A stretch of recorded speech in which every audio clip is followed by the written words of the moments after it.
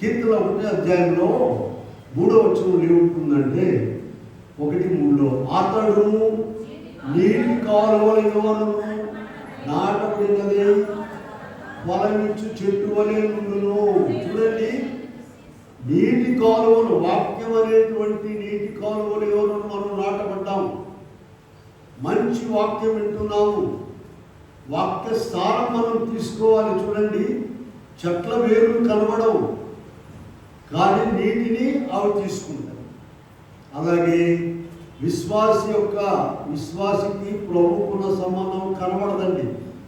విశ్వాసికి ప్రభుకున్న సంబంధము చెట్లకు ఎలాగైతే వేర్లు కనబడకుండా ఉంటాయో, కనబడకుండా ఏం చేస్తాయి, నీటిని తీసుకుంటుంది, చక్కగా ఎదిగి ఫలిస్తుంది చెట్టు.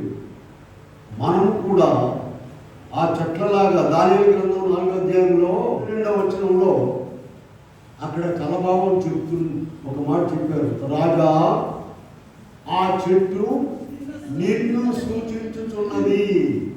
చూసారా, ఈ చెట్లు ఎలాగైతే నీటి కాలువలు ఎవరు నాటబడి అవి ఫలిస్తున్నాయో ఎదుగుతున్నాయో, మనము కూడా ప్రియమైన వారులారా ప్రభువులో ఎదగాలంటే, ఫలించాలంటే ఏ ఊటను తీసుకోవాలండి? వాక్య సారమును తీసుకోవాలి.